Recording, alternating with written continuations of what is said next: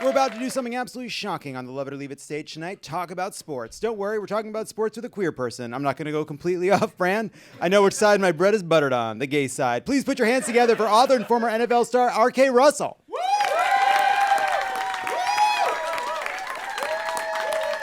Thanks for being here. Thanks for being here. Come on in.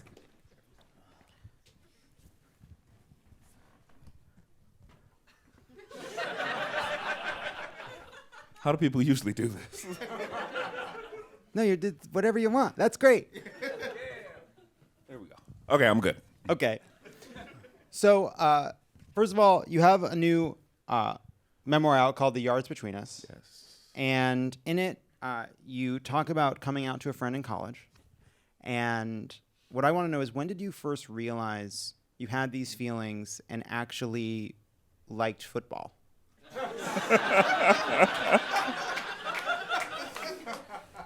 I mean, it was tricky. Everyone was telling me that I was a basketball player and that...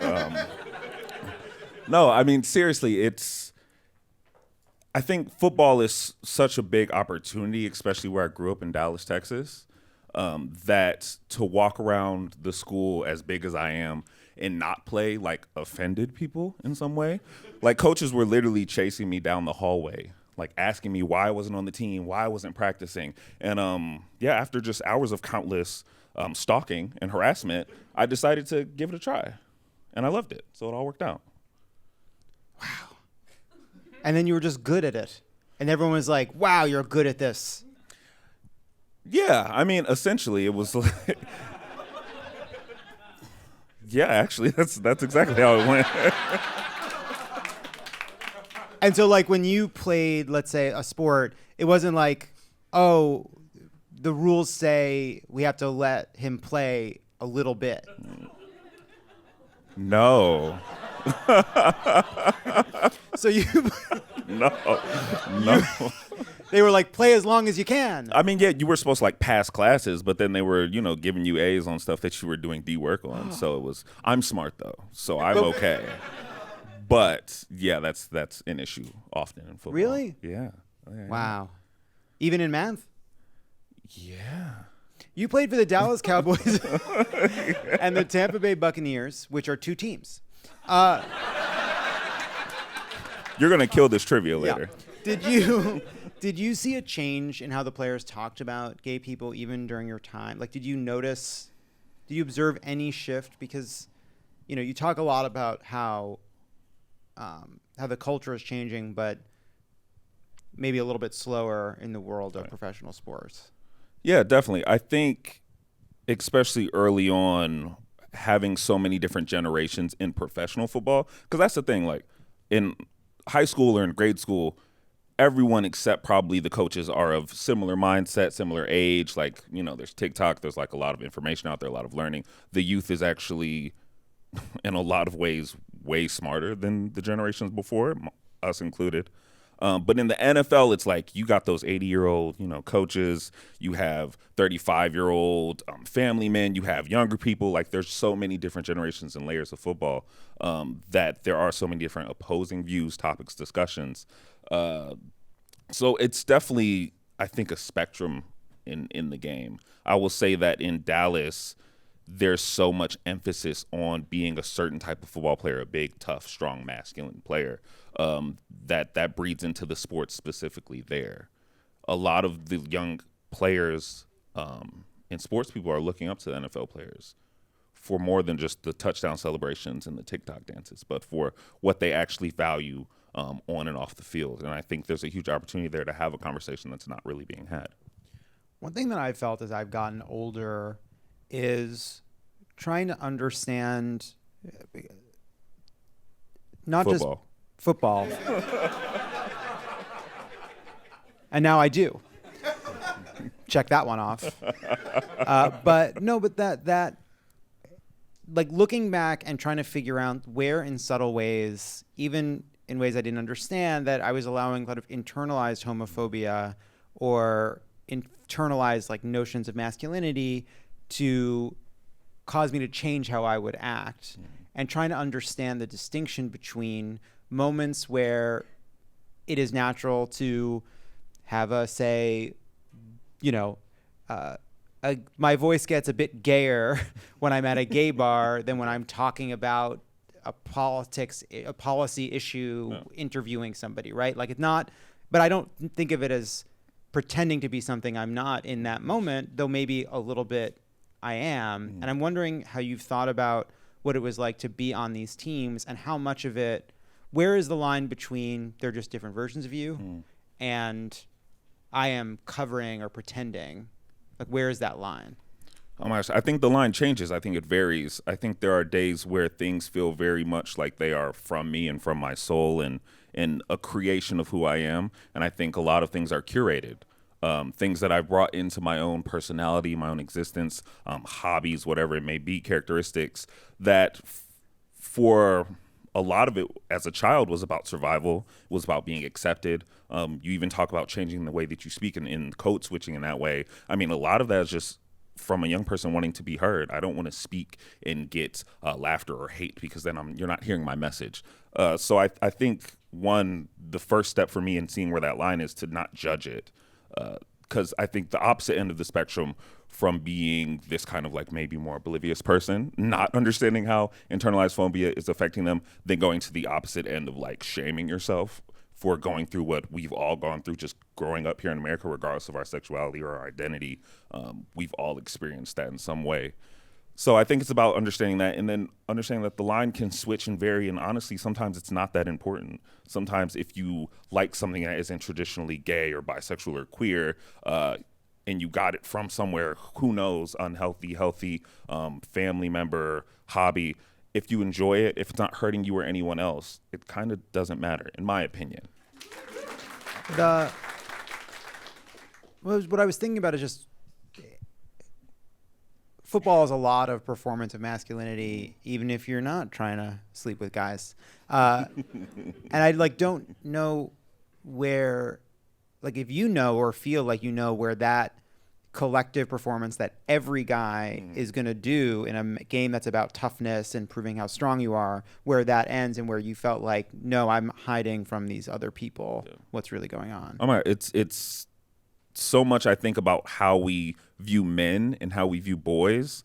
Because, that's the thing about football specifically. It's all about what kind of man you are. And it's a sport, it's a game, and even at a profession, no other job really does that for you. You can be a comedian isn't necessarily about how much of a man you are, or a teacher, or a writer, or anything, but football, we directly link it in a lot of male sports directly to the type of man and the type of person that you are. And when we do that, especially at a young age, when we don't allow people to, one, just discover who they are, and two, question and wonder and explore and make that definition for themselves, we create kind of like this bottleneck of toxic masculinity that we keep talking about. And we keep talking about it because it's a very real thing. Instead of allowing a kid to find out what they like and who they are and how they want to speak or dress or show themselves, you tell them that if you want to play this game that you love, that you work so hard for, this is the type of man you have to be. And like I said, a lot of that for me, it's not then even about realizing what's fake or what's pretend. It's about realizing what's that learning or that growing or that discovering that I didn't get to do when I was little, that I was not offered because I said I wanted to play football, and they valued that over the person that I was then and the person I could grow to be. Yeah. So you were a defensive end, but what position did you play?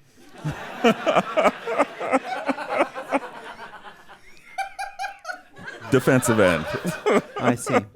So the NFL is a bastion of masculinity, which is why I felt appropriate to take on the league's most iconic mask figures. That's right. We're going to rank NFL mascots on the Kinsey Scale in a little game we're calling Gritty and Mr. Met. They fucking...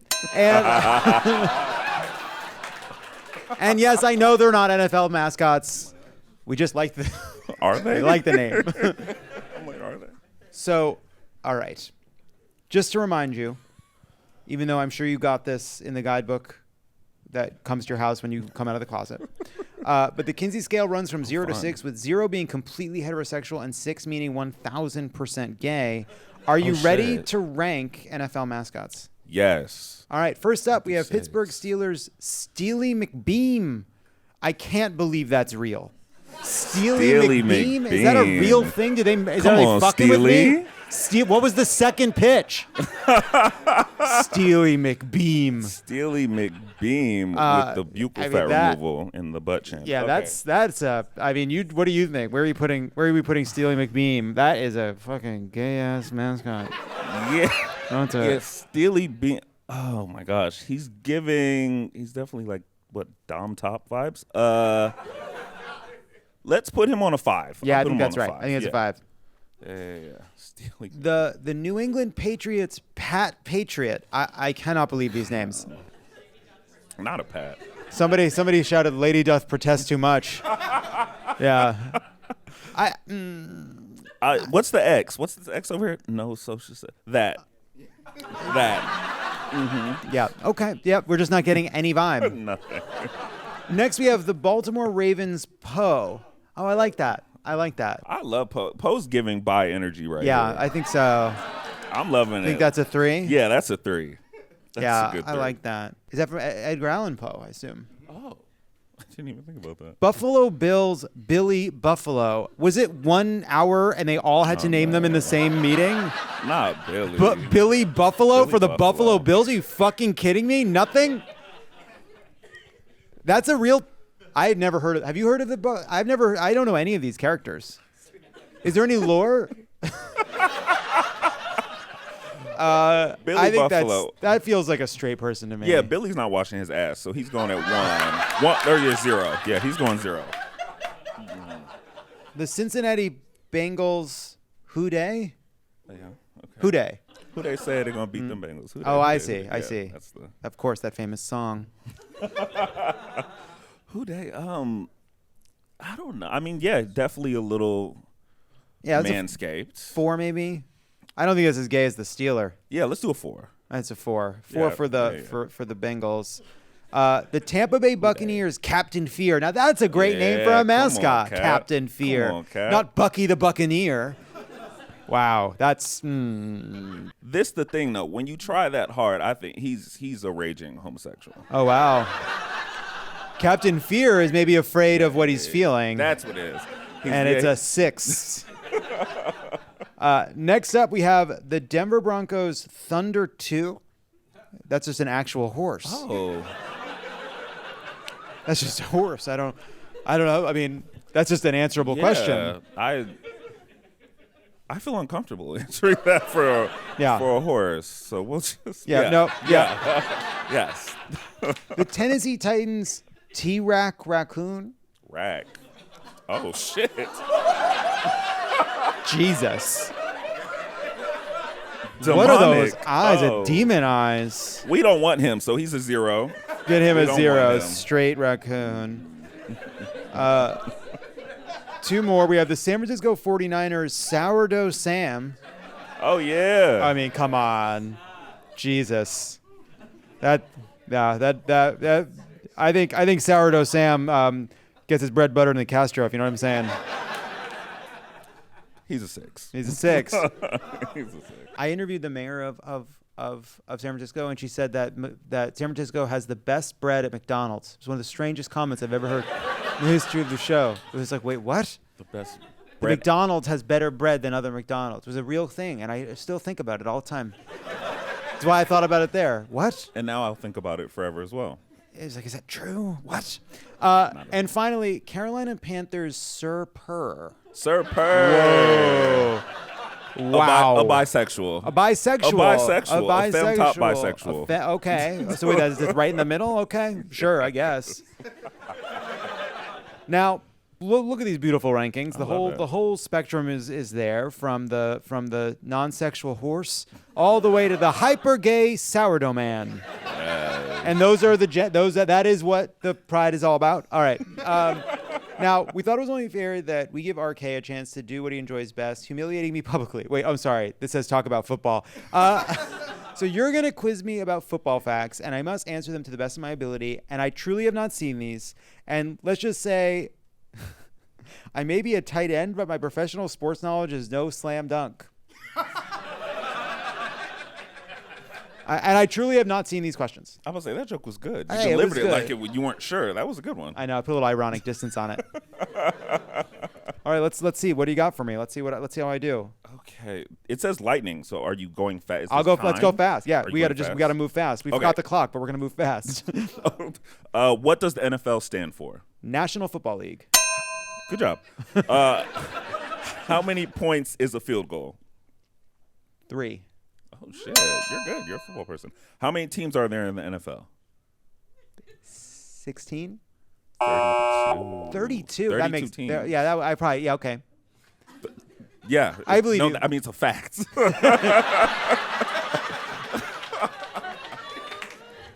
Can you name all the bird mascots? Do you know all the bird? Bird teams. Yeah, the bird teams.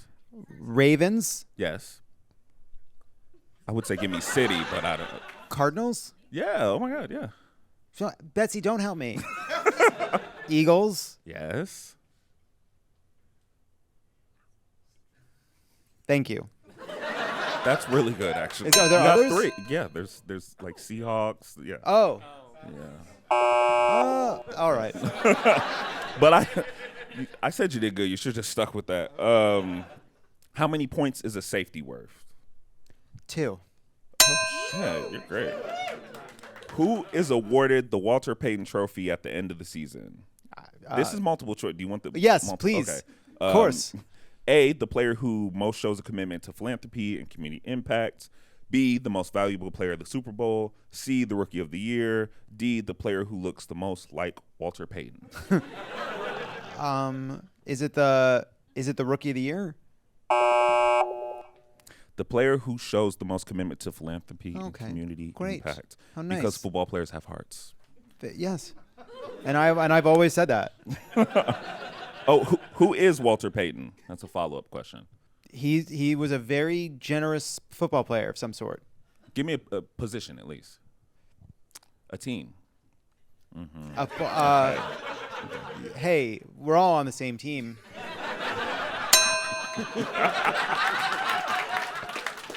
He was a running back for the Chicago Bears. Okay. What is a quarterback sneak? Just an open-ended question. So it's like when you're not having carbs, and then you're like, just a little. It's like sneak. If nobody had carbs playing football, we'd all pass out. Okay. I don't know your regimen. How many regular season games are in the NFL season? Wait, what's a sneak? Oh, What is it? I gotta learn. Yeah, let me educate. When a quarterback receives the center snap and charges forward with the offensive lineman, typically only for a few yards. Oh, interesting. You So- under that? That's it. That's what I thought it might be. You got that. I thought it was the thing. I thought if I was gonna, my second guess would have been that thing where like they act like they have the ball, but it's somebody else that has it. That would have been a closer. Why didn't you get that answer? That's closer. than Okay, the I don't first one. know. I'm doing the best that I can. Jesus. You just proved you weren't because you gave a better answer. Okay, moving on. How many regular season games are in the NFL season? 12. 17. 17. Okay. Close though. That was decent. Which of these formats is a 4-3 defense? Oh, come on. Okay, well, for context, the defense is the squares. The defense is, of course, you the can see. squares. They look identical. So, and the one on the bottom has 3, then 4, and the one on the right, the one on the left has 3, then 4, and the one on the right has 4, then 3. So, what the fuck? Fourth one of the, I don't know. So where are you going from down up? Or are you going from I down? don't know. It's a 50-50. That's the great I part. say A. Hey. You killed it. 4-3 defense. You killed it. Which two teams are tied for the most Super Bowl appearances? There's a hint here. Do you want it? No. Love that. I love that. I'm going to say one of them is the Patriots. Because it was like always with these Boston boys. It's just endless. Like, oh, we did it again. It's like, did you? And then I don't. Oh. I'm going to have another guess based on just childhood memories. Okay. Dallas Cowboys? I don't know. That's just because I remember they were always on the news. They always get they get close and then they always what's the answer? They fall. No, do you want the hint? There's still a Yeah, hint. hint. Yeah, sure. Okay. The other one is more of a the other team is from a place you claimed is more of a sandwich town than Philadelphia. Chicago Bears? Wait, more of a New York? You mean? No. What? Philadelphia is the sandwich town. No, you've claimed, because this is about you. You claimed specifically said this is more of a sandwich town. Pittsburgh is more of a sandwich town. Pittsburgh. Oh, the Pittsburgh Steelers. Yes. No, he didn't get that. Edit it so it sounds like I got it. He didn't get that. And finally, what was the butt fumble? Another open-ended. The butt fumble? The butt And it's a fumble. football thing. A football thing. I mean, every time, My boyfriend's here. I cannot high-five you for any of that. For a butt fumble? I don't even know what it would be. What is a butt fumble? The infamous butt fumble. It was. Did somebody get a snap and then drop it? And then it was what happened next. You wouldn't believe it. Was Give me such the a butt mess. part. There's the butt fumble. So he got the snap. He got the snap and then he dropped it and then There's a butt. somebody grabbed his butt. So close. So close. What happened? We talked to Tom Moore then at Indianapolis, the offensive coordinator. You got a busted play here, and then Sanchez gets hit. The ball is loose, and it's alive. I have never seen this before in my life. Watch this. Vince Wilfork is going to throw Brandon Moore back into his quarterback. He's going to fumble the football. Where's the? I still don't see. This is what Reggie White used to do to people. I have no idea. What my brain can't process whatever that was. I saw a bunch of people fall down. Did you all see? Did Brian? You? I didn't see a thing. I mean, I watched. What is wrong with our eyes? They showed it 4 times. Brian, you didn't see anything, right? True. I'm like, I don't know what that. Like, there wasn't anything. Was there something to see? What? Play it again. It's better in pictures, but Mark Sanchez, the quarterback of the Jets, he ran into his lineman's butt, like his face directly ran into it, and he dropped the ball, and then they. I feel like I would have seen that. The book is The Yards Between Us by R.K. Russell. This is so great. Everybody check it out. Thank you so much.